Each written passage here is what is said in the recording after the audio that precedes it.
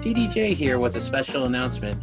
Starting on Tuesday, November 24th at noon Central Time, Pro Wrestling Tees, the place where I get all of my awesome wrestling t-shirts, will be doing their annual Black Friday sale. And this time it is going to last one full week. And here are some of the deals that they've got going on starting on Tuesday, November 24th. Any first day orders will get one past wrestling collectible from the Pro Wrestling Crate. If you spend over $100, you get a free autographed 8x10.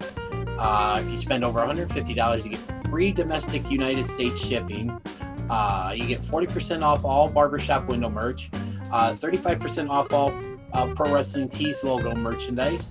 You get 30% off all New Japan merchandise, 25% off all AEW merchandise, and 20% off everything else in the store. Great deal, but wait, that's not all. On Tuesday, November 24th, Wednesday, November 25th, and Friday, November 27th, if you happen to be in the Chicagoland area and stop by the Pro Wrestling Tee store, everything that they have in store will be marked a whole 40% down. Again, 40% down. So guys, girls, all wrestling fans, it's a great time to get started on your early Christmas shopping and help support a great local business. Go see Ryan and the guys at Pro Wrestling Tees, and they will be sure to hook you up with some great deals. This is P.L. Myers, a shot to the top pro wrestling's manager extraordinaire. This is Steve Michaels, the master of the Chicago Bear Hug. This is Tim Storm, former NWA World's Heavyweight Champion. What's up, guys? This is Mr. 3%, John Hudson. This is Rockstar Johnny Nye, and you're listening to What Do You Say with DDJ. And for those of you who don't tune in, be gone.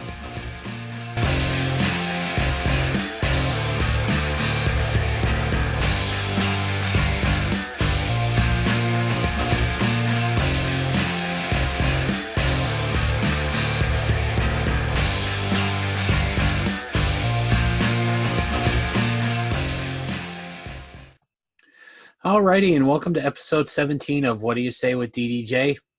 As always, I'm your host, DDJ. My guest tonight is C. Red. Had the chance to talk a little bit with him at the October 3rd CCW show.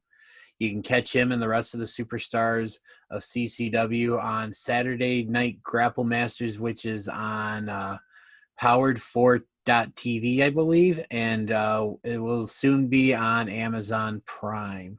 So let's get right to it. This is my interview with C. Red.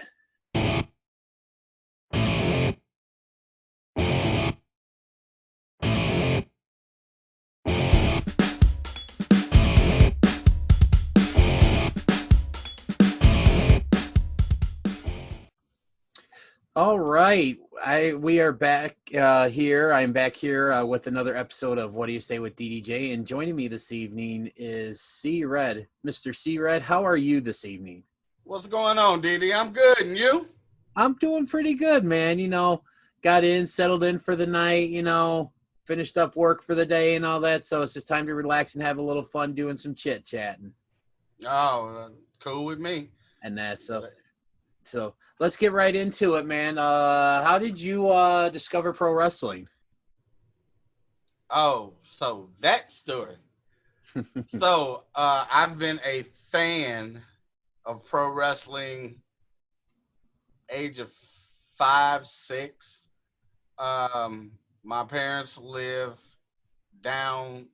did live down south in Mississippi in the Delta. So, you know, wrestling, I knew nothing about wrestling in Chicago, you know, just that was based off of my father was a pro boxer, a professional boxer. So he hated wrestling. So like that was something forbidden in the house. So I could never see it until I would go on vacation with my parents at my grandparents' house on their farm. So it would only come on Saturdays, And the funny part is my grandmother would ban you from the house, like get out the house, sit outside, you know. And it was like, but I want to watch wrestling. So I would have to sneak and watch it, you know. Mhm. So there it would come on like 12 o'clock, you know, in the afternoon on a Saturday. So Mhm. I'm, you know, she's in the kitchen, you know, getting ready to cook dinner and prepare lunch. And I'm turning the volume down and, you know, so I first fell in love with Mid South and Georgia Championship Wrestling, World Class was my favorite. Um, but that's how I fell in love with it, you know, because to me, you know, I as a 5, 6 year old kid, you just see guys in their underwear. Like, what are they doing? Why do they just have their drawers on? You know, why is he hitting him? You know, so all of the things that we take for granted now, you know, the storytelling, you know, Yep. that is what captivated me, you know. And you think about it, syndication didn't come along until the 80s, Right. you know. So there was this gap where I would only get to see wrestling once a year, you know. Wow. So that, you know, that was the big thing for me, you know. I loved my grandparents, but for me, it was like if I was going down there, I got to see wrestling, you know. So it was like, yes, Nice. wrestling, yes. So, like, okay, so you talk about basically only getting a chance to see it like once a year and that kind of thing. How did you keep up with it? Like when you weren't able to watch? Did you like read the magazines, or was it just you just didn't see it and then? At that point, you figure again, I'm 6, 7, 8, 9. Nah, I knew no mag. You got to understand, my parents like kept me in this bubble, so it was like I didn't know there were magazines. I did nothing. It Wow. wasn't until WWF became syndicated, World Class became syndicated, NWA became syndicated. When those companies became syndicated and we were able to get them here in Chicago, Mhm. that's when everything went full throttle, Wow. you know. So it was like, but before, so that time period of when I fell in love with wrestling and actually could see it on a regular basis, there's this huge gap again where I only got to see it every once a year. And again, think about that impression it left on me, that, you know, it made me, I have to wait till next year Yep. to see this. So, I mean, I'm sure, you know, like I had friends that had cable and stuff like that, you know, but my parents didn't believe. My parents just got cable, say, 7 years ago. Wow. I grew up with cable, so. Not over here, bro. Not over here. So who are some of your early favorites when you first started watching? Oh my God. So I was a big Iceman King Parsons fan. Okay. Only because here's a brother and he's got these 2 French braids. Yep. You know, he bald everywhere else, but 2 French braids with the beads on them. Why? You know, I mean, you know, you don't look like anybody in my neighborhood, so I'm like, why? Skandar Akbar, Mm-hmm. I hate it. Like, as a kid, if you could hate somebody, I hated him, especially when he threw a fireball on Iceman King Parsons. Missing link again, you know, to know that this guy wrestled way before world class, and he could honestly wrestle, but it wasn't until he took on the moniker and the gimmick of the missing link that, it kind of stuck with me. Right. Dick the Bruiser, Dusty Rhodes. I was never a Flair fan until NWA in the form when the Horsemen were formed. He was like, I just didn't like him. Like, it was like nothing about him made me go, and believe it or not, Adrian Street. Yes, I know. That's the first time I think I've heard anyone give that for an answer in terms of like, so who's some of their early favorites. What was it about Adrian Street that you really liked? Dude, just his. First of all, I thought his wife was hot, and I know that's crazy coming. You're talking about a 9-year-old kid, but to see this woman and she's got this tight leather bustier on and a boobs, and then I'm like, she's attractive and he looks like a freak, and I'm trying, again, your mind at that young age is trying to correlate. Why is she with him? Like, what is it? And then when you got past the fact that you got past his mascara and his face paint and his ponytails. Right. Dude can wrestle. Yeah. Like, he can go. So it was like, so the more I watched him wrestle versus looking at his gimmick per se. Right. He impressed me a lot. So obviously you said you grew up in a house where wrestling was forbidden.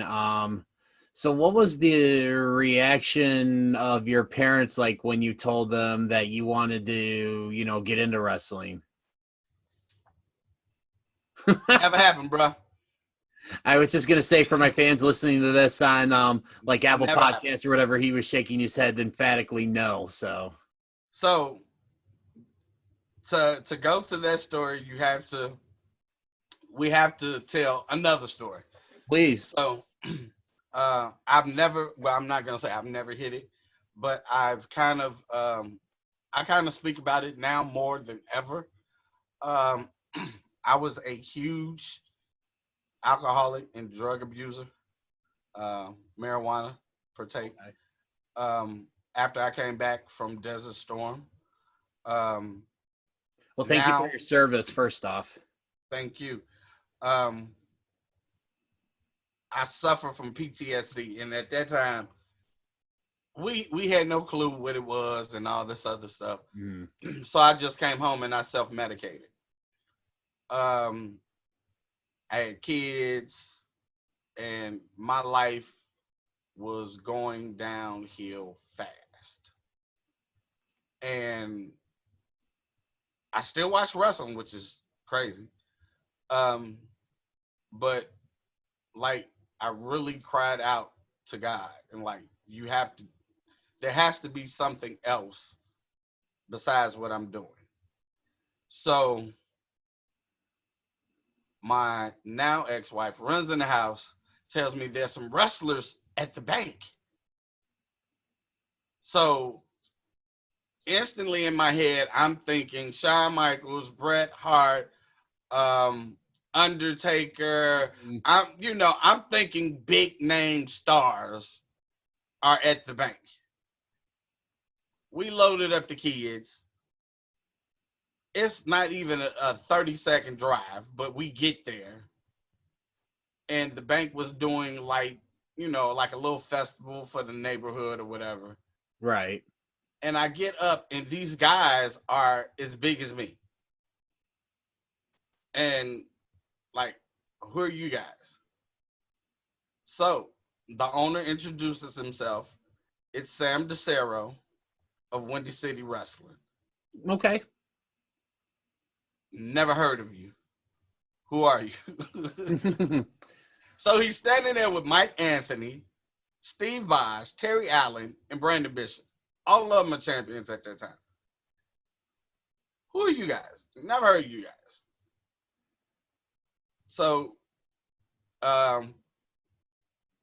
he tells me to watch channel, at that time, I think they were on channel 19 or 26 on Access TV on cable. Mm-hmm. I watched. I was impressed, but he gave me a brochure to join. And when I looked at the fee, I was like, nah, I'm good. I'm good. But I took it as a sign. Right. That was the sign that I was asking for. Maybe this is what I need to do. I kind of put it on the back burner. So fast forward a few years later, I'm with my new wife. All my kids are over, all my girls. I only have daughters. And at that time, it was only 4. Mm-hmm. And I'm a big thing. My thing is, whatever your dream is, go do it. So Right. my daughter wanted to be a veterinarian or something. And I was like, well, baby, if that's what you want to do, do it. The other one wanted to be a dancer. If that's what you want to do, do it. Whatever y'all want to do, I support. And then it kind of hit me like a ton of bricks. How can I tell my kids to follow their dreams? I never followed mine. Right. So a friend of mine kind of worked for the LWF, Lunatic Wrestling Federation here. Yep. So we went to a show that Saturday.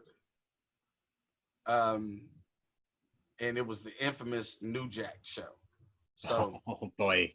Hung out after the show with all the guys, kind of got the atmosphere, and I was like, yeah, I think I want to do this. Went to one guy, but I wasn't sure where I wanted to train. So I went to one guy. It took me an hour and a half to get to training.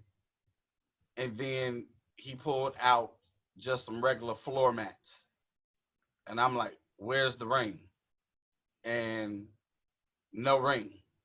Wow. Okay. Now the training was free, but I didn't appreciate, again, I'm thinking I'm just getting ready to get in the ring and get it on. Right. I didn't grasp what it took. So scratched him off, got back in my car, drove 2 more hours just to get home. I was really upset about that. A couple of days later, I go back to LWF, to the Bump Factory. The problem, though, when I walk in, Machine is training. And anybody that knows LWF, Chicago, anywhere of Chicago, they know of Machine. Yes, I've heard of him. I was horrified the way he was beating this kid during practice, and they were the only 2. And I mean, the LWF building was gorgeous. I mean, it was like a kid's dream come true. There's all kind of toys and figures all around the wall and posters. I was like, oh, I love this atmosphere, but if I got to get in there and train with him, no. I don't think so. Finally, I looked at that brochure again. So I called Sam DeSera up.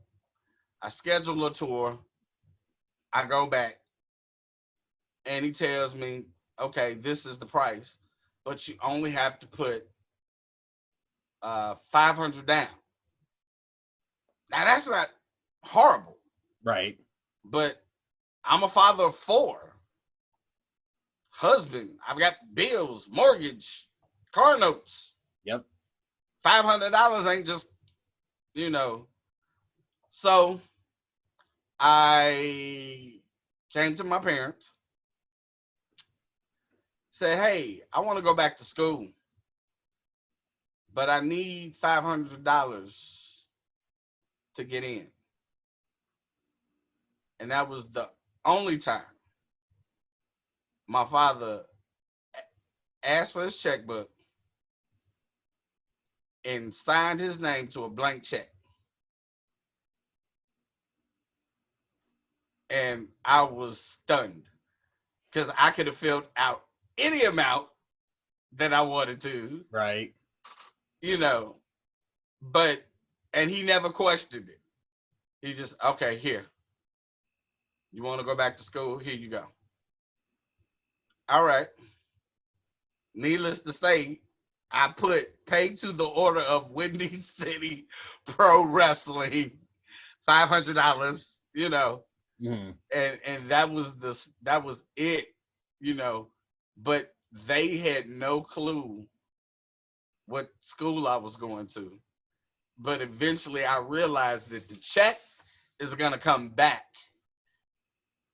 and it's going to say Windy City Pro Wrestling. Right. So before the check comes back, I need to kind of tell them what's going on so they didn't freak out. So I told them. They didn't seem too happy at first. But God rest his soul. My father became my biggest supporter and fan until he passed away. So my mama ain't crazy about it at all. So she just think I'm crazy, you know. So go figure. That's a great story. I was going to ask how they eventually they found out and stuff, but I liked how you weave that in. So that was pretty good and stuff. So that's really nice that, and I think that goes to show, like, you know, a lot of times with our parents and stuff, they may not always approve, you know, or like the things that we do, you know, and I can say the same thing about my mom and my dad, and stuff, and, you know, but I didn't always, you know, do the right thing, or, like, you know, something maybe that they wanted me to do, but no matter what I did, it was always nice to know that, like, I had their support. So it's always great when I hear something similar, you know, for someone else. Yeah, I mean, like, you know, the funny part is, after I told them, it was, like I said, they really didn't react. And it wasn't until my first match, and I get in the ring, it's a battle royal, and I'm the last rookie standing amongst all these vets. How many people were in the battle royal? That particular one at least had to be like 30. Wow. You know, so I was proud that I was, you know, the last rookie standing amongst these guys that had been in here, you know, forever to me. And so, almost as a rite of passage, we had a manager by the name of Psycho. And Psycho would carry what he would call a psycho stick. So it was either a large black stick or a kendo stick. Okay. And at this time, he was carrying the kendo stick. So his way of blessing you into the business is he would crack you over the back. So I get thrown over, you know, finally, and I drape myself over the guardrail because I know it's coming. But I'm, you know, to me, if this is my rite of passage, then I'm willing to accept it. Okay. So he whacks me with everything he has, and I take it. And my father is like probably in the third row. And at this time, he's walking with a cane. And he gets up from the third row, trying to make his way to the front to swing his cane at Psycho, and at the ask my now ex-wife, grab him, like, you know, because he was screaming, "You don't hit my son like that!" Right, he was And going into dad mode. Right, he went into dad mode, and I felt like any pain I felt at that point was instantly gone, because I felt more joy that here's my father willing to try to protect me more than anything. you know, and it was like, okay. So my mother did that at another show, um, which I think after those two instances, she kind of like just got numb to it all. And it, Mhm.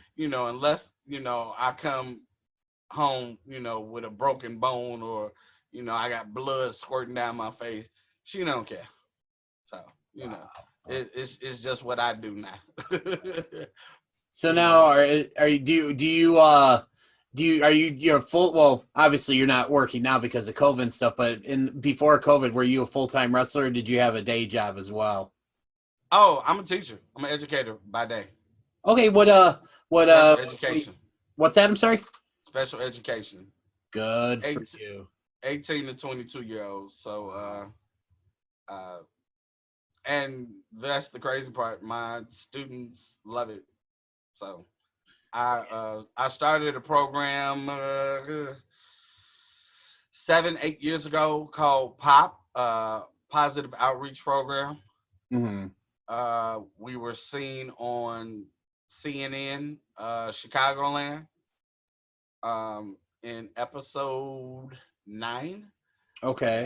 At that time, I was with a company called Resistance. We went to Hubbard High School, Mm-hmm. and were interviewed by CNN. And I've just kept it alive. We go to different schools, and either we'll talk to the young people or we'll put on a show. And actually, ever since I started, my principal, God, I don't think it would have happened without him. He was the one that let us. We were the first. My school was the first one where we came in and we talked to the entire school. And then he was like, "That was so great. Next time you guys should come and wrestle." Mm-hmm. We've wrestled every year since, Wow. every year in front of my students. So we didn't do it last year, of course, because that's when the pandemic happened or started. So so that's what I do. Yeah, I do it during the day, as they say, and at night. I'm the crazy man in the red outfit. So how different is C Red from your real your true self? From Sean, say it, Yeah. Diddy, I didn't know if say you it. wanted me to go, and stuff. So okay, Man, I'll go. please. Let me re-ask you this: how different is C Red from Sean Young? I would say two different people. Now, if you ask my wife, the same. But I mean, I believe any character, if you believe in it, Mhm. is an extension of yourself. And over the past 18 years, C Red has grown into um he's morphed into he's always been some part of me, Mhm. um some deep dark secret, I guess, or something. But now he's just my evil twin brother, I would say. We're one. I just, and sometimes it's hard to um I'll be out, I'd be at work, and I've got two coworkers that I help get jobs, Mhm. and we'll instantly go into wrestling mode. We'll start chopping each other, in the building. Staff are like, "What are you doing?" Hey, it's what we do. So, but I try to keep them separate, as far as, because I know one is a character, Mhm. but You know, you ask other people, sometimes those lines are blurred. Right. So I don't know. I try to keep them separate. So, so you mentioned, Windy City Pro and Resistance Pro Wrestling as well. Did you work for any other companies? Oh yes, don't begin me to line. Uh, uh, most notably, again, Windy City Pro Wrestling, Elite Pro Wrestling, which spawned us to become a fan favorite in Philadelphia with Shakara Mhm. Pro Wrestling, the Soul Touches, uh, Willie the Bomb Richardson, Acid Jazz, Marche Rocket, Trauma, Diamond. Um, yeah, we became a stable out, a stable and a force out there. Uh, AIW in Cleveland, back here in Chicago, Chicago Championship Wrestling, Chicago Style Wrestling, Southland Wrestling. You pretty much I've wrestled everywhere in Chicago. Gotcha. All right. So you mentioned Chikara, and that you said that was based in Philadelphia, correct? Yes, sir. Did you did they ever run any shows in the old ECW arena?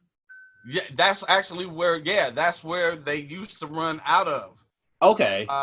And dude, that's an experience on its own.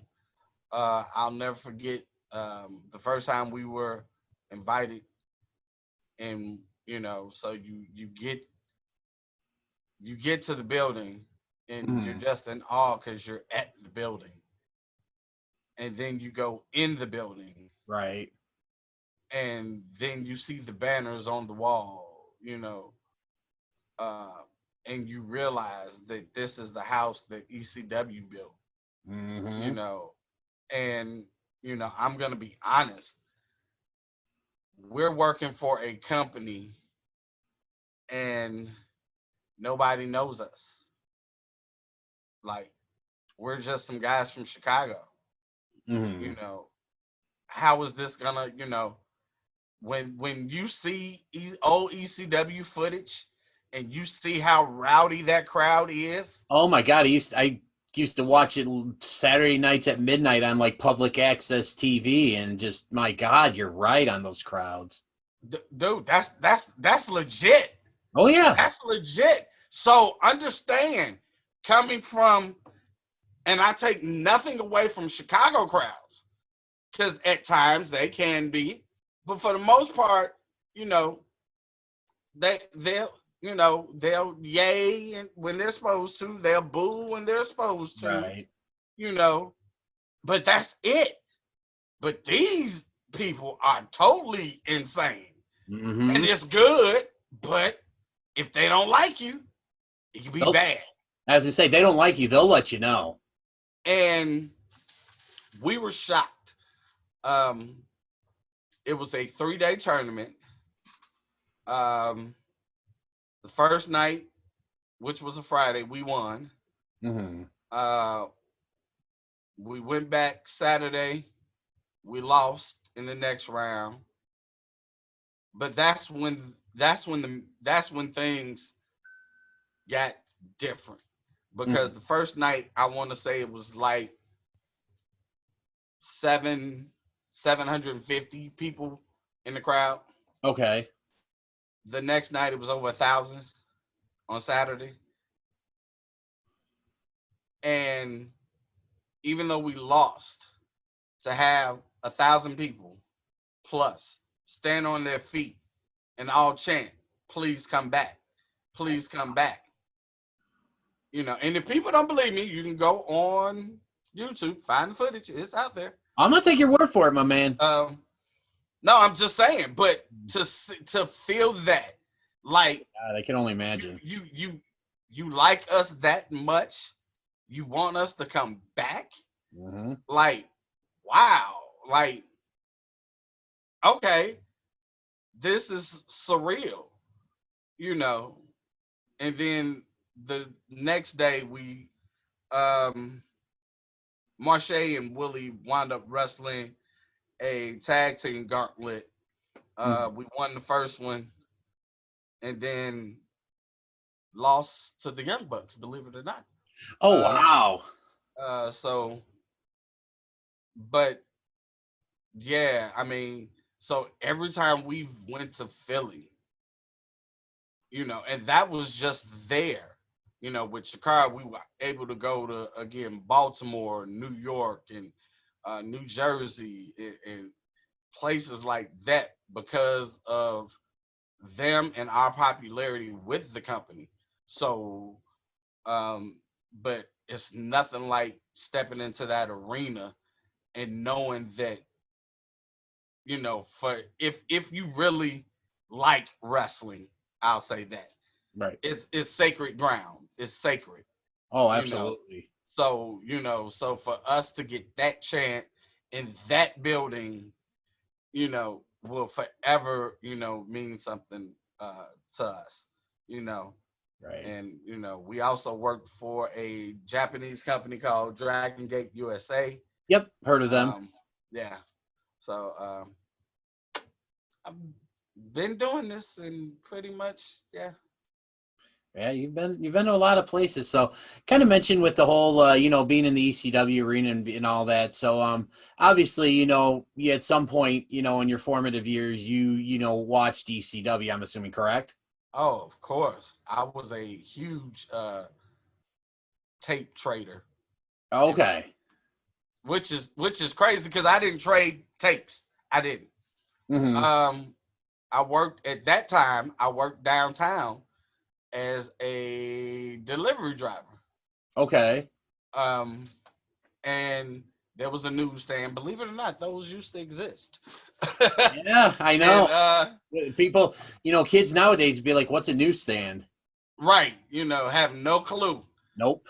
And I became friends with the guy that owned it because I would go by there just looking for magazines, like what new magazine was out, because I was a huge collector. So anything wrestling I had to have. Right. So, he was like, "Oh, I don't have any, no new magazines this week." Woo, woo, woo. And then we just started a friendship. And then he one day he was like, "Hey man, you watch ECW?" I said, "I've never saw it. I mean, I read about it in the magazines, but I've never saw it." He was like, "Dude, I got this tape. If you promise to bring it back tomorrow, I'll let you borrow it tonight." Okay. Instantly fell in love with it.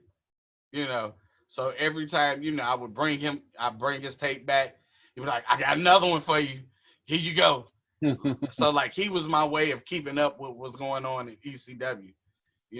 I don't know how he got his hands on it, but he got footage, of shows, so it was like, oh yeah. So when they went pay-per-view, it was over with, it was like, yes. So who are some of your favorites in ECW? I was, of course, the Gangsters. Yeah. But my love for the Gangsters started in Smoky Mountain. Yes, I remember. That's how I first got introduced to the Gangsters. So, I so I was kind of seeing how that was gonna play out, but so of course the Gangsters. I loved the Triple Threat. Mm-hmm. Here's the thing: I loved everybody except my hero, Taz. They tell you never meet your heroes. So Yeah, in I've heard that. Chicago, remember ECW first ran at the Odeum. Yep. So the day before, they did a fan fest. Okay. So I was at the fan fest. A friend of mine owned the comic book shop and was like, "Hey, we're gonna close the shop today. We're gonna go to fan fest." Okay, great, cool. So we went. I met Jazz. I met Francine. I met so many cool people.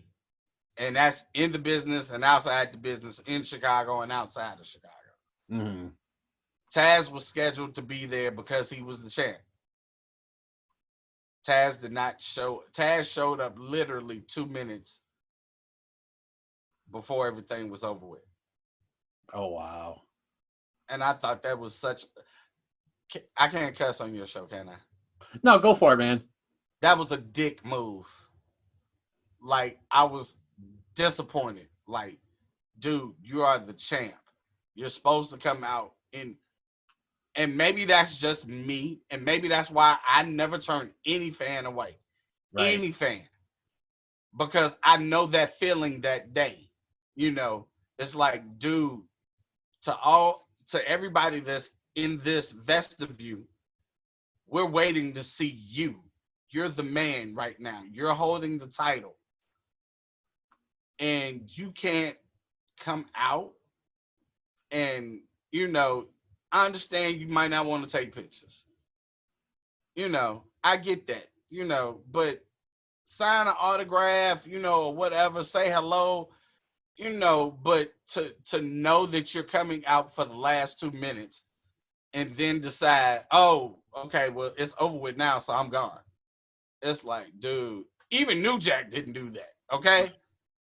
It's like, dude, so, you know, Yeah. like, my spirit was crushed that day, like, you know, but before that, you know, Taz was my guy. Gotcha. You know. Yeah, it's just, you know, and one of the things that I've really liked about doing this podcast was, you know, getting to hear these stories and getting to know the men behind these characters and stuff.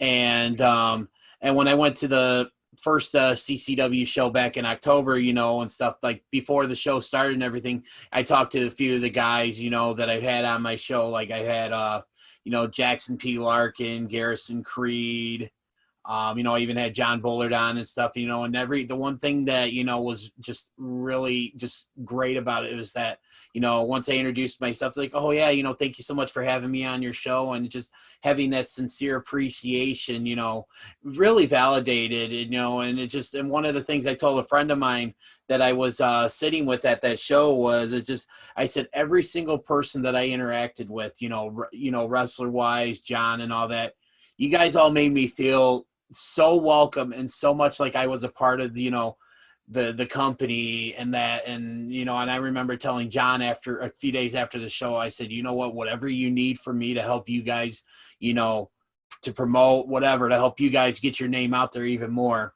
I said, I'm all in. So I definitely appreciate the way you guys have all been to me. And again, and real quick story I kind of want to share with you was, much like you, I like going to the conventions and things like that to meet the wrestlers. And I went, actually it was my wife got me for, I believe it was our 1 year anniversary. She bought me a VIP pass for Wizard World, where I got to meet Paige, and then also my favorite guy at the time, Bray Wyatt. You know, Bray Wyatt, I forgot how late he was, but he had some major flight issues.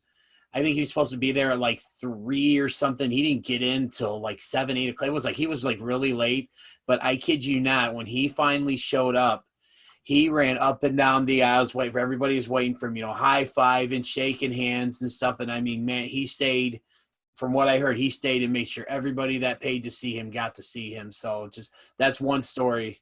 But that's what it's about, man. Exactly. I mean, you know, under people, you know, I think a lot of time, a lot of guys let their ego take control, you know, and no way am I comparing myself to either Taz or Bray Wyatt. Right. I'm just here. I'm just Lil C Red in my little pond, right, of this wrestling world. But I would, like I said, I never want anybody to feel that way I felt that day. Mm-hmm. And, you know, as far as you come in and, you know, you came to the show, dude, it's how you presented yourself and it's how you carried yourself. I think that's what got over with the boys. If I can say the boys.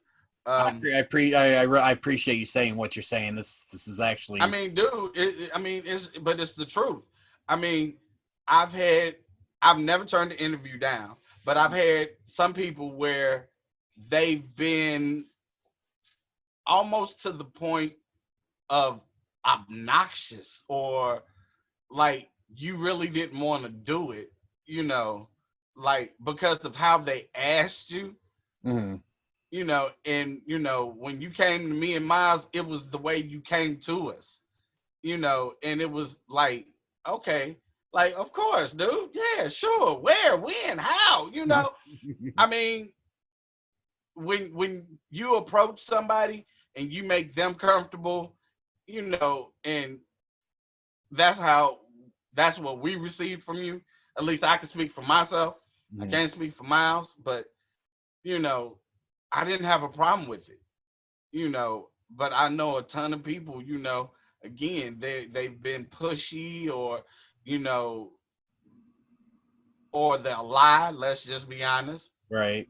you know. So I've had that happen, you know, and you know, so I thank you, you know, for the way you know not only approached me and Miles, but the rest of the boys and John. I mean, again, and clearly you know what you're doing, you know, so no issues, Well, you again, know.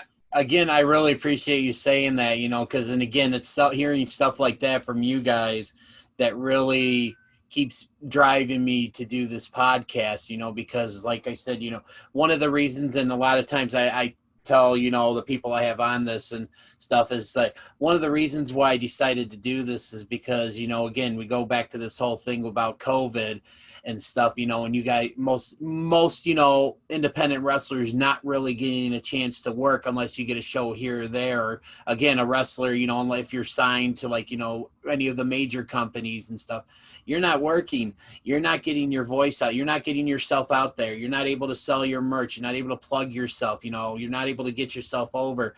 And I took this, I decided to do this podcast because I wanted to give you guys an outlet to do that. And from hearing from what you just told me to some of the other wrestlers had said to me at the show and stuff like that, it totally validates me doing this. And it's just, again, I try to comport myself, you know, because again, I've been a wrestling fan for about 30 years now. I started watching, I was 10 years old. I'm 40 now. Back then when I started watching, you know, I thought guys like The Undertaker, you know, were real, and, Hulk Hogan Who was Hulk didn't? Hogan and stuff, you know, but once I kind of understood, you know, how the business worked and everything, and I really started appreciating it and stuff. And I try to be as respectful, because it's no different than, you know, again, I deliver packages for Amazon. So it's no different than, you know, me walking up and someone being there saying, "Hey, thank you for what you do." You know, I try to be as respectful of people who are doing their job as I would want someone to be respectful to me when I do my job. Man, but see, I can tell right now, DD, that you the type of guy that if I order something and you bring it into my door, you're not gonna throw it. And see, I can see that, and I'm telling you right now, I appreciate you, man, because if it's a couple that if I ever see them again, they gonna have a hard time going home, because I'm gonna tear them up, because I've had packages thrown. So anyway, we got off subject, but yes, man, I appreciate you so much. I really do. I really appreciate you saying what you said too. And my whole thing and this is a product of how I was raised by my mom and my dad. I lost my dad about a year and a half ago. And, you know, but my mom still continues to try to, you know, my dad's one thing, they always kept me humble. They always taught me, you know, you treat people the way you would want to be treated. And that's one thing that stuck with me. And that is the one thing that my wife and I, we're trying to teach, you know, instill those values that we had instilled in us into him, you know, because we want him to, you know, grow up, you know, respecting people, you know, respecting his elders, you know, and stuff like that. And it's just, yeah. So I'm just trying to uphold, you know, the values that my mom and dad gave me. So, Well, you got great parents, and clearly they did a good job, because look who that son is. well, once Because I again, can say the same thing. No, Yeah. that's just me being boastful. I'm yeah, sorry. hey, that's all right, man. And that's so okay. So usually now I'm at the point now where most of the guys I've had on my show, are part of Chicagoland Championship Wrestling, and I always like to ask them how they get, how they got into contact with John Bullard. So I'm going to pose that question to you. How did you get into contact with John Bullard? I worked with John in another company called Ileana Pro Wrestling. Okay. And John was wrestling at the time. Believe it or not. And John came to me and said, I'm thinking about starting this company up called Chicagoland Championship Wrestling. I said, I'm in. That's it. Mm-hmm. It didn't, like, you ain't got to twist my arm. You don't have, like, we didn't talk money. We didn't, nothing. I was like, you starting? I'm in. We're in. The group is in. Right. Plain and simple. I mean, and I think that came with the simple fact, you've talked to John. Oh, why yeah. Why am I talking to you like you haven't talked? No, please. I want to hear your. No, I'm saying if you've talked to John Mm-hmm. and you listen and hear his passion, Absolutely, and his love, mm-hmm. See, there are people that start companies and you talk to them and you try to figure out in a conversation what their goals are and what are they trying to do, and most of those companies I have to look at as a business arrangement, plain and simple. Right. Like, what time is work, how much am I making, and when do I need to be here? That's it. Mm-hmm. Because there's no passion. There's no, It's more like a job, basically. Right. I mean, and I work that Monday through Friday. Right. And you talk to John and you talk to his wife, mm-hmm. the passion that comes out of them. And it was like, dude, how can I not work for you? Right. And again, I think I was one of the first ones that, the ARC, I should say, were the first ones on board, Mm-hmm. No questions asked. It was like, dude, we're there. That's awesome. Just tell us when, But I think, again, it's because John has a love and a passion, but he also understands what's needed. Mm-hmm. If you understand what I'm saying. I see where you're going. You were there, so most think about it this way: you were there, and even during this pandemic, Mm-hmm. John took every precaution. Yes, he did. That he could, that was allowed, not only for you guys but for us, like for everybody. Mm-hmm. And I told John this during his interview. I've heard so many promoters working over 18 years. Oh, we've sold out. Okay. And then you get there and the front row is empty. Well, to me, you didn't sell out. Nope. Ain't no butts in the seats. And the first thing, I mean, me and John already have a great relationship. And it's funny because now everybody calls me Uncle Red. Don't you do it. No, sir. I'm still sticking with C-Red. No, I mean, it's fine. I mean, I'm becoming used to everybody's being uncle. Anyway, I'm that favorite uncle that you don't invite over to Thanksgiving because I'll tear it up. But so we've already got that relationship, but I was in awe when he said it's getting ready to rain. I need to open the doors now. Mm-hmm. What? I've never heard a promoter say that. Doors didn't open till what? Doors were supposed to open at 6. 6. Yes. He opened the doors at 5:30, Yeah, I remember. 5:15, Mm-hmm. because it was getting ready to rain. Mm-hmm. What? Huh? Who Yeah. does that? Like, are you? I was impressed Yeah. because again, most people wouldn't have done that, and that just showed me the character of the man. Yeah. Well, one that other he thing. cared about his fans. Yeah, he does. Because one of the things too was I remember it took me about 2 hours to get to the show because I live in South Elgin, Illinois, so it said it was about a 2-hour drive to get there, and Okay. I met up with a friend of mine. We sat together and stuff, and we got there and we were waiting in line and we saw John come out, and he came over. There was a few people out there, and he came over to me, and then he came over to my friend Brad, who does a lot of, interviews with his guys as well too.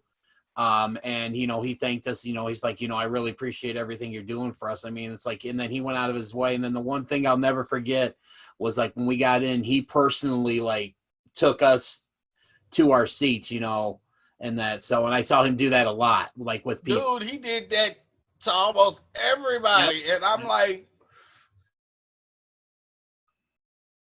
I'm the curtain and I'm looking and I'm like, this dude is hand walking, folks. Mhm. Like, if anybody, first of all, if any of your listeners are listening, the next show is in April. Forgive me, God, I don't remember the date. I want April to say 17th. April 17th. I know. There we go. Yeah. Get your tickets now. And you know why I'm saying that? Because you will get a letter, not just some tickets. Mhm. He will send you a letter Yep. from him thanking you. And he will walk you to your seat too. Yep. Ain't that like mind blowing? Like what? It's just unreal. I It mean, says thank you. yeah, and it's just unreal because again, like I said, I've gone to a lot of shows over the years. I went to a lot of independent shows over the years and things like that. This was probably the October show was like I think my second show that I've been lucky enough to go to since the pandemic started. And like I said, in all the years I've been going to shows, like I said, I'd never been treated that nicely as I was that night by John. And I told John, I said, it's like, whatever I can do to help you out, name it and stuff and that. So, Dude, John Bullard is one of a kind. And yes. So he makes it a matter of fact, it's funny. I had sent him a message right before we started, and about a video I sent him, and he was like, "Oh, Uncle Red, don't worry about it. We'll make it work." And it was like, when I have to work for somebody like that, that makes me want to work even harder. Yep. Like my principal. I love my principal to death. Mm-hmm. And people think, oh, you're a kiss butt. And I'm not. But my thing is, when you make my job easier, you make me want to work for you 10 times harder. Absolutely. Do whatever I can, and that's my,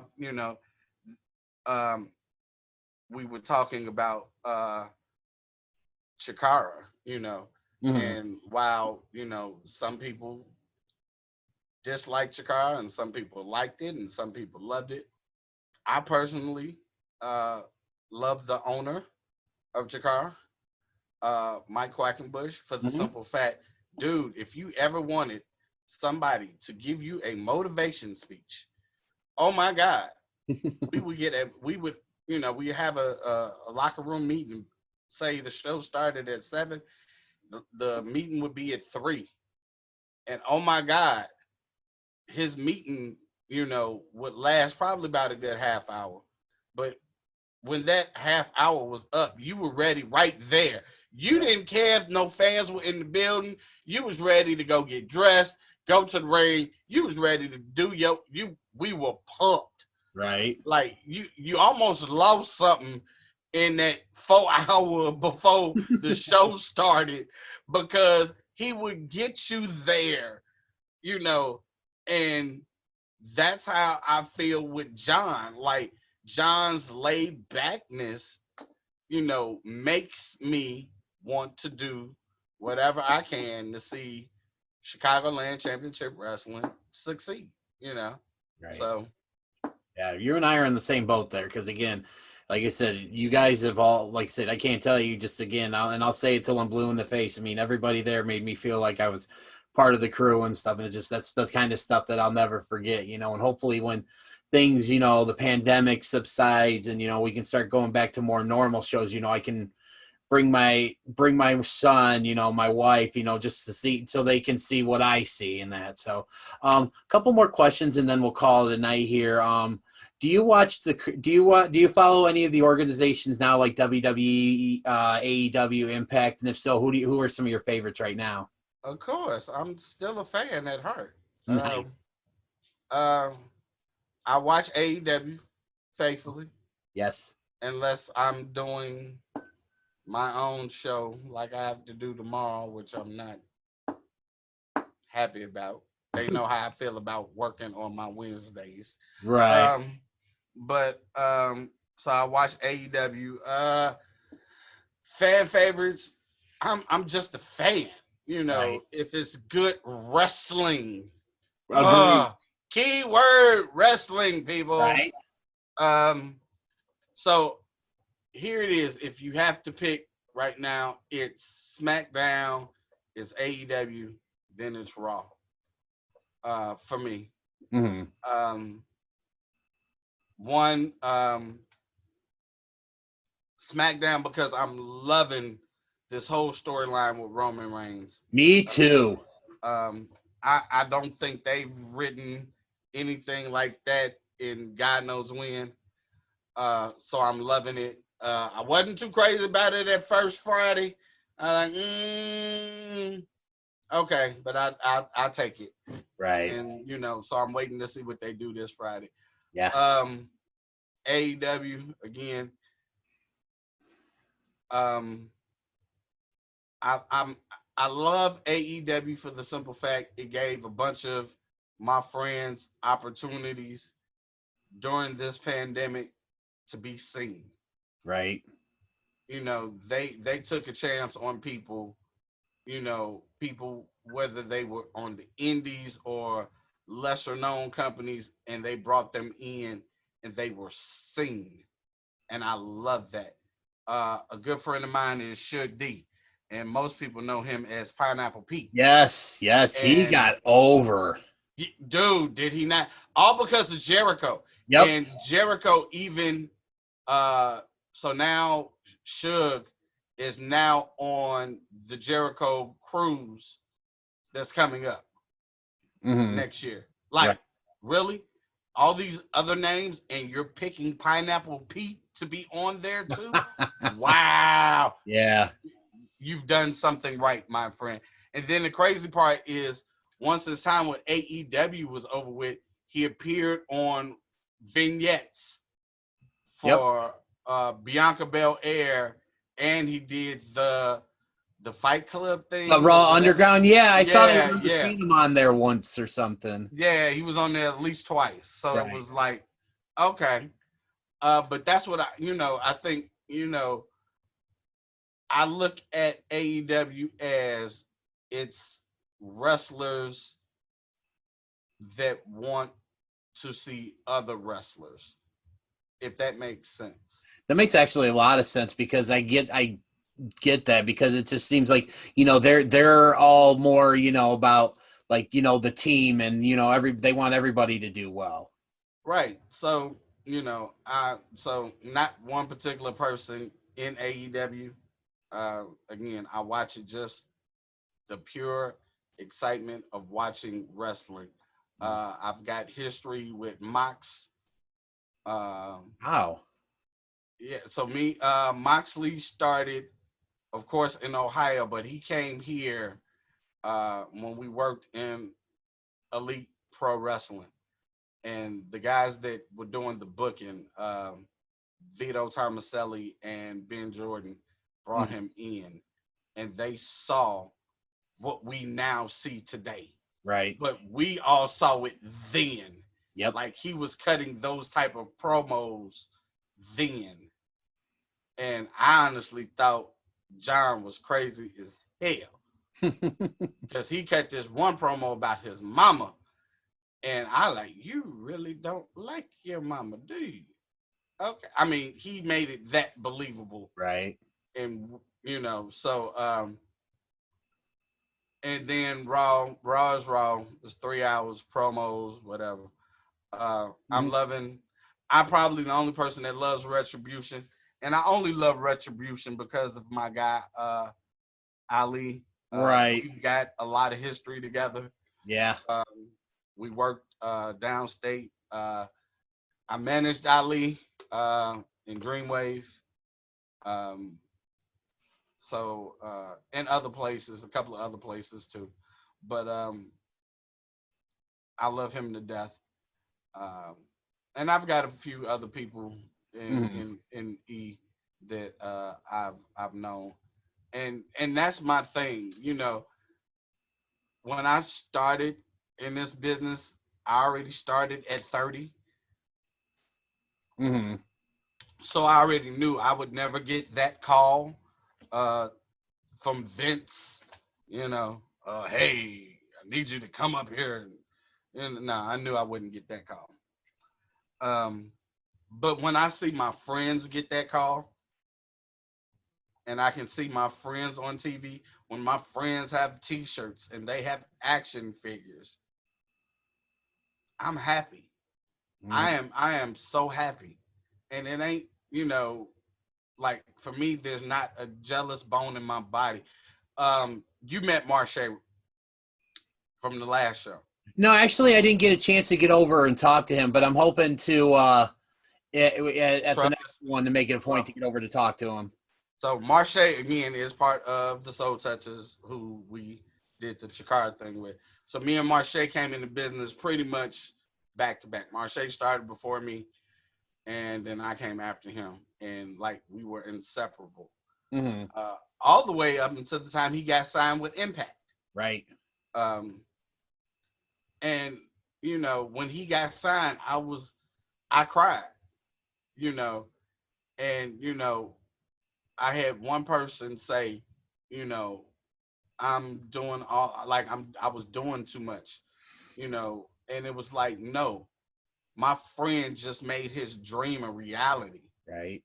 And that's my thing. I want to see all of the people that I know succeed, you know, all the young people that are under me that I give words of encouragement to or wisdom to.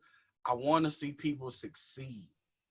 I don't want to see anybody fail, you know, but the realization is everybody ain't going to make it to the big dance. Right. But if you get in the dance, I am your biggest cheerleader because I want to see people live their dream, provide for their family. You know, I know nobody's going to get the Hogan and Nash contracts anymore. Right. But hey, if they can get that money, get that money. Exactly. And live as well as you can and enjoy this life. Right. You know, so again, so those are, I mean, I do watch those three, but yeah, I can't say I can't watch TNA, but TNA hasn't been the same for me. I haven't watched TNA since Marche left. That's the crazy part. I've not watched it since he left. Well, I'll tell you right now, if you can get a chance to watch, you should. I actually, right before we started recording, I just finished up their most recent episode, and I really think they're like the best organization that nobody's watching right now.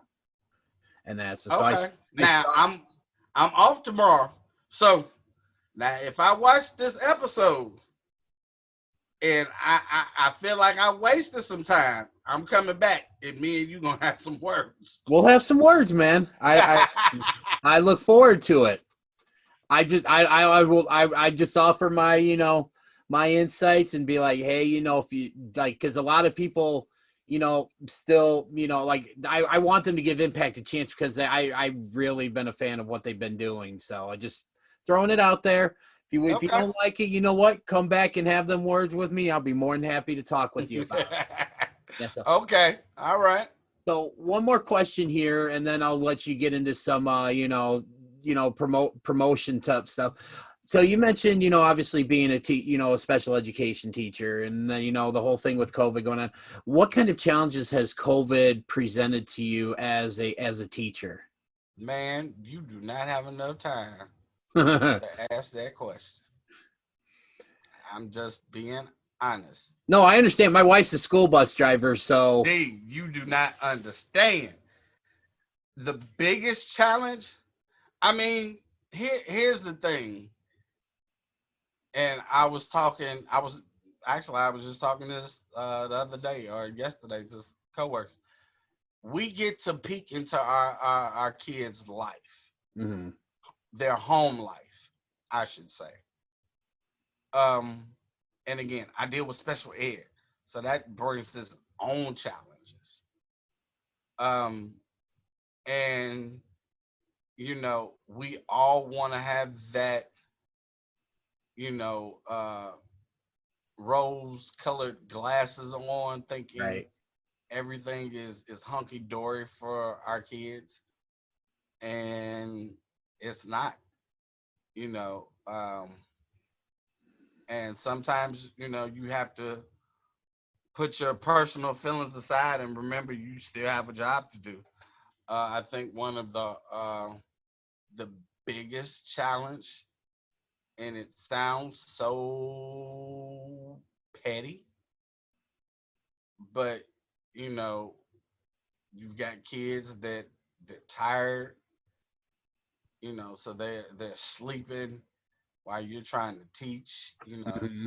and you're trying to keep them engaged, and that's the thing. So my regular class, when we are in session, I should say, I teach a pet store lab. So my classroom is set up to resemble a pet store. Okay.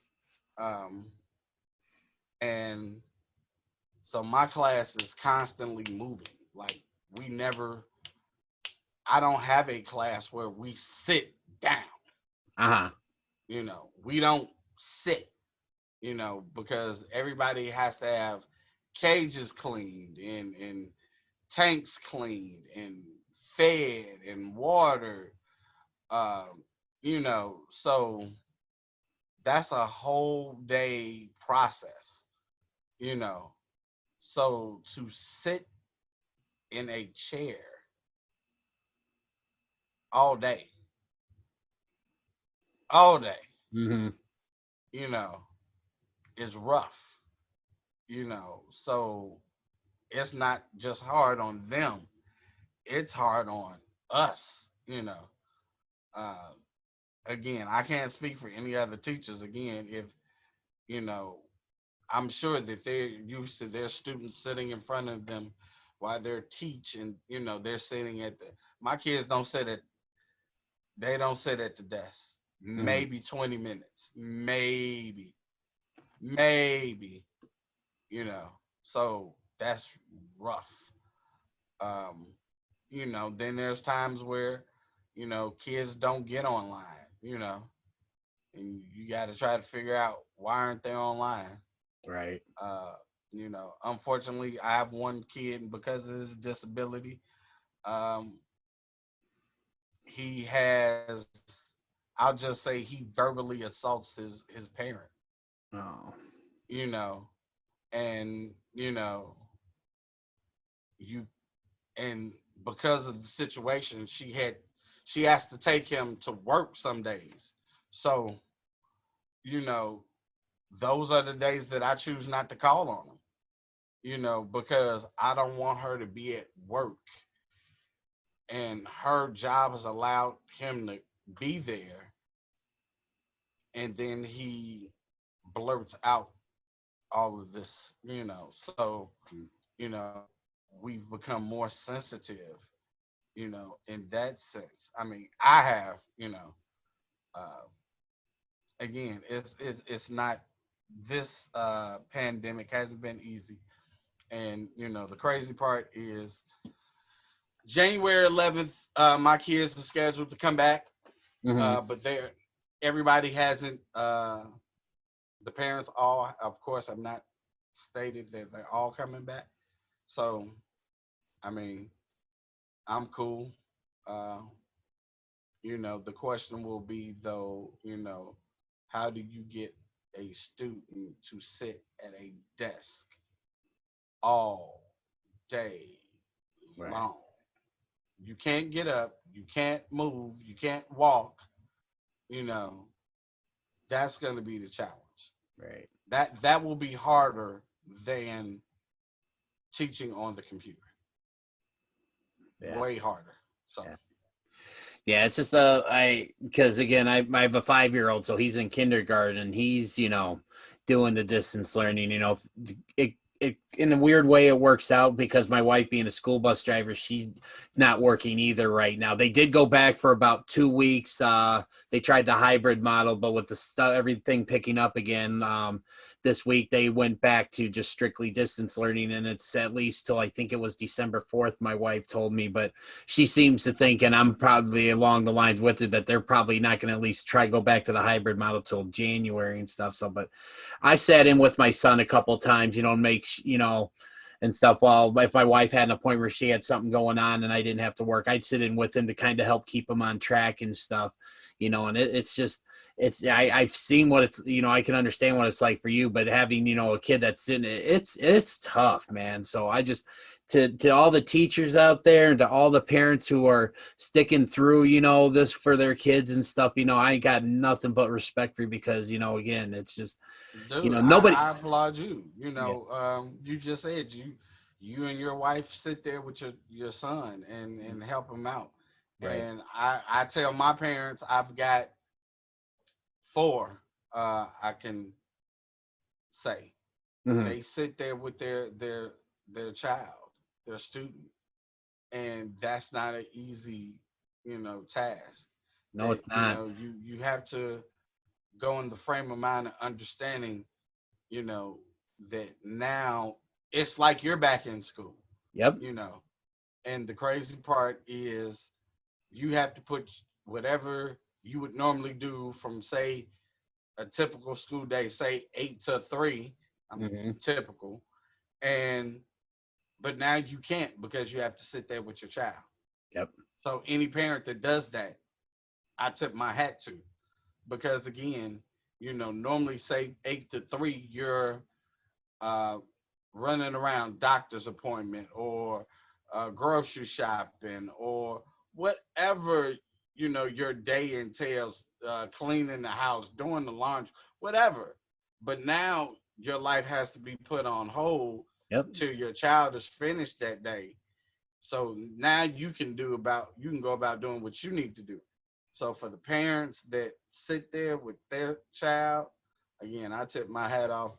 They are the real heroes, because again, they can honestly just say, you know what, I want no part of it. And, if the kid is on, he's on. If they're not on, oh well. So right. Yeah, it's just again, it's like, at least I look at, one of the things that I've had, many talks with, like, my mom and my wife and just my friends and stuff.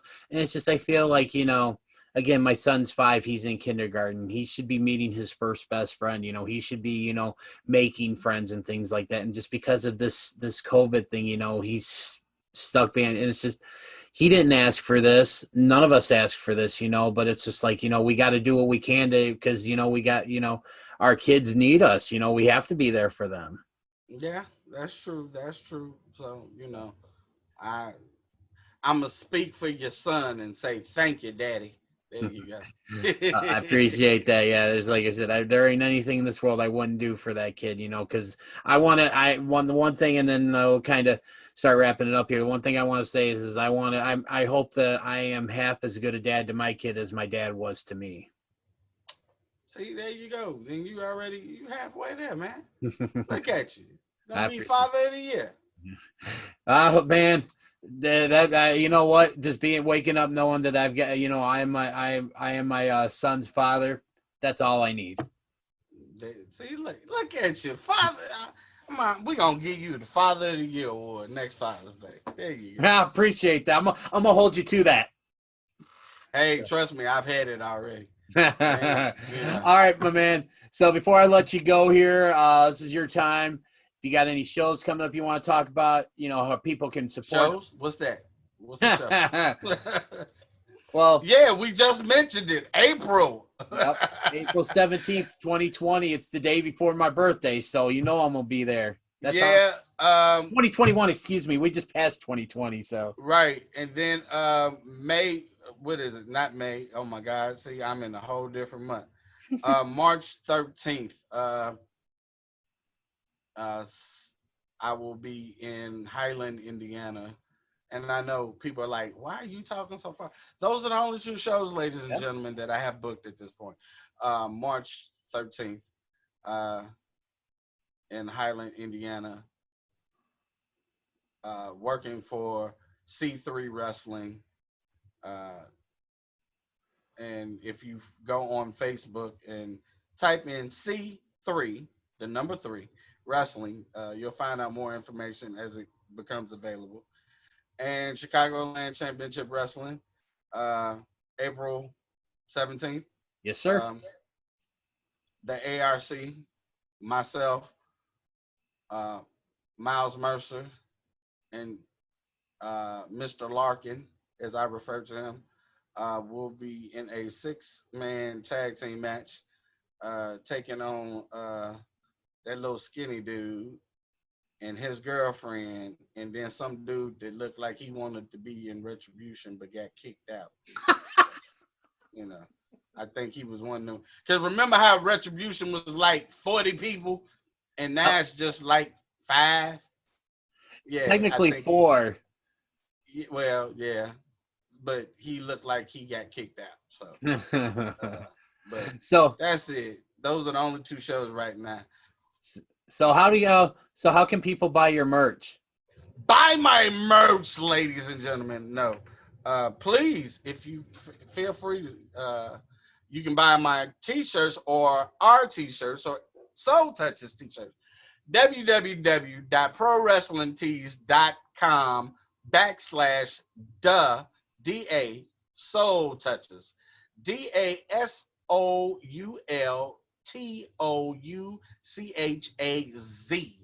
the Soul Touches. But if you go to Pro Wrestling Tees, just put in the Soul Touches or Soul Touches, and it'll pop up. And you can get all our cool t-shirts.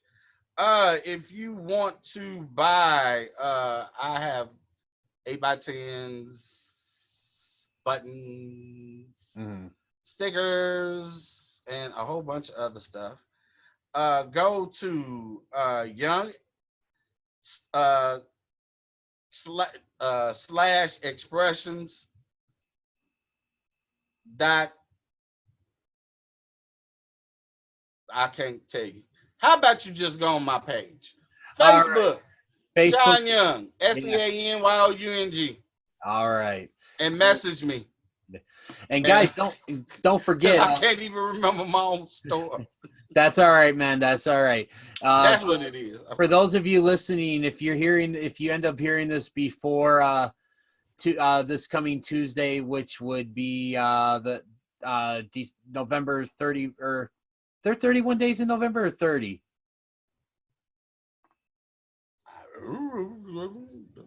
Basically, if you're hearing this and it's before Tuesday, the Pro Wrestling Tees Black Friday sale will still be going on, so definitely 30. All right. It's only 30. So it'd be 30. So then it would be December 1st. So if you're hearing this before December 1st, please go on and like I said, support my man C Red here and his group. Grab yourself a T-shirt and save yourself a little bit of money with the Black Friday sale. Oh, of course, please do. 20% off. Yep. So, alrighty, man. Well, hey, C Red, dude, it was a blast. Again, I thank you for the kind words earlier, and Oh no, those were from the heart, man. I know, and I believe that, man. But I want to thank you for taking the time to do this, man. It was a lot of fun, and man, please, anytime you need a guest and can't find nobody, honestly half the time I'm just here. All right, man. Well, I'm going to have to take you up on that. But if I don't get a chance to talk to you beforehand, which I doubt, I'm sure I'll be talking with you on Facebook and stuff. But I will definitely be seeing you at the show on April 17th. Most definitely. And to you and your family, happy Thanksgiving. Likewise to you and yours, man. Thank you so much. All right, bro.